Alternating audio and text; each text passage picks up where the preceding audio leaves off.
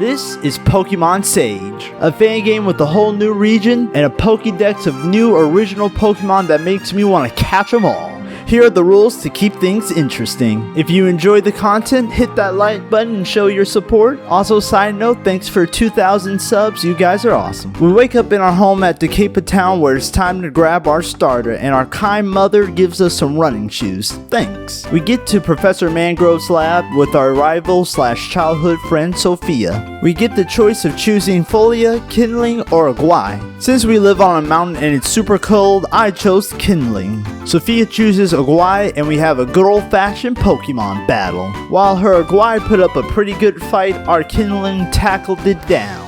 The professor gives us a request to go get his assistant in the next town over, and on the way we run into some pretty cool looking Pokemon that we just beat up for the XP since we don't have Pokeballs yet. We arrive at Trimble Town and grab the assistant, then get back to the professor's lab. Sophia arrives saying that someone has stolen her Pokemon, so the professor gives her the last Pokemon on the table as a replacement. But we weren't gonna let the thief off easy, so we grabbed some Pokeballs and then search out for them. We also expanded our team with some of these cool Pokemon we saw earlier. We search all around Trimble Town to no avail, so we go to the next town over, Quaver Town. And this town actually houses our first gym challenge, where we experience some good news and bad news. Good news, it's an ice type gym, and we have a fire type starter. Bad news, the ice type gym leader Foster is a tough old man. My double kicks do nothing to his Panglyph. It knew both Smackdown and Aqua Jet to counter Kindling. His Cup Zero was a flinch god, and this little Snome was just annoying. We train up and this time you're going down, old man. Panglyph faces our Cup Zero that chewed it down to little penguin scraps. Then we had a mirror battle where we forced him to waste his super potion so that Kindling can show off its new move, Flame Charge. Charging right through Cup Zero, tanking Snome's hidden power, and blazing right through it, winning our first gym badge. With our first gym badge in hand, we head out, reaching the base of the mountain where most of the snow has melted, revealing some new Pokemon and this adorable little Alpine, which was an immediate catch so we can add him to the team. Before we entered the rustling forest, Sophia catches us and wants another battle,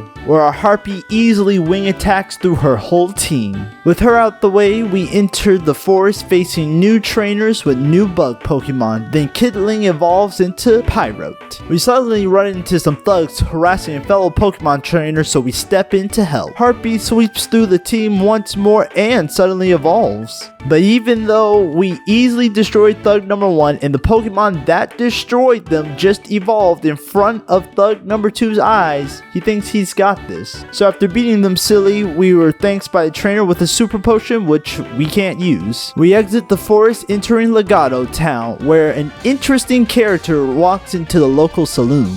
We face him demanding Sophia's Pokemon back, but the great Ricardo refuses and tries to put us in our place with a Pokemon battle. His little quibble was crushed with Stomp after it force switched Fawning in. Next is his Aguadium that takes down Fawning, but our Aquador's fierce wing attack brings it down. His final Pokemon is Sombrado. It has the ability Quick Draw, making the priority of all moves 0, meaning priority moves were pretty much useless, which would have been great to know because it started to wreck most of my team while I kept choosing priority moves. So we leave it up to the team's GOAT, Pyrote, where we rush him and knock him to the dust with one Flame Charge. Defeating and embarrassed, the great Ricario leaves the stolen starter on the table, is what I would have said, but it was empty. He tricked us. You son of a bitch! A person comes up to us, commending us on the victory and requests a little favor from us. He wants us to get him a star crystal from the Starry Cave north of town, and to give us a little early reward, he gives us the TM Rock Smash. So we head up there, encountering more cool Pokemon, but not any Pokemon that I would necessarily add to the team. Another GOAT,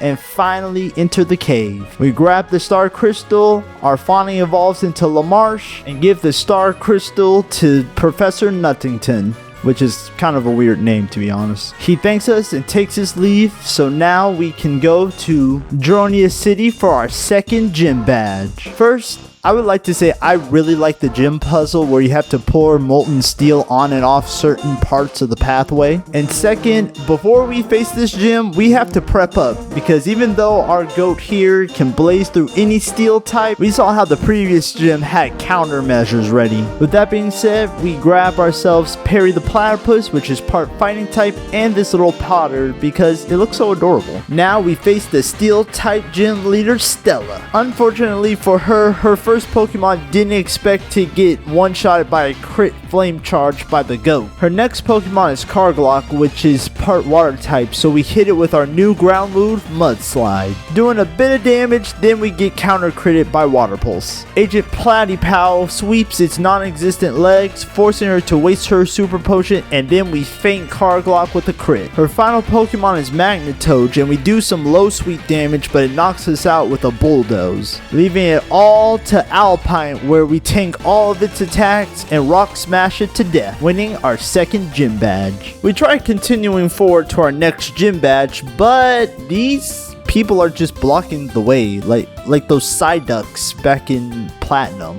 They're just there. So I head back to the city and visit the local museum to see some history, and it was free, so why not? We run into one of the museum curators and the CEO of Mylan Corp, wherever the heck that is, Talia. Suddenly the power goes out and Team Aurum has stolen some of the museum's exhibits. We track him down to the Jornius scrapyard, assisted by the one, the only Pokemon, straight from Sword and Shield. With his help, we tank through the grunts and face their admin. Colbat, a dark and steel type, comes out, so we sacrifice Potter so that LaMarche can double kick it, but it could not do enough and fell to a bite. Come on, LaMarche. So we decide to flame charge it back with Pyrote. Samayan comes out and Alpine had to come in to protect the goat. However, the sacrifice was well worth it because Aqualor comes in with a wing attack, beating up Samayan and a submission for her last Pokemon. The admin laughs off the loss and they retreat. With the day saved, we now can move on to our third gym in Andante Bay. Before going into the gym, Sophie blocks the way and we battle. Her Carcrust gets wing attacked out and we force her LaMarche into submission, causing a double knockout. Our LaMarche tries to stomp out Florby, but it was just too quick and too strong and was brought down by a leaf tornado.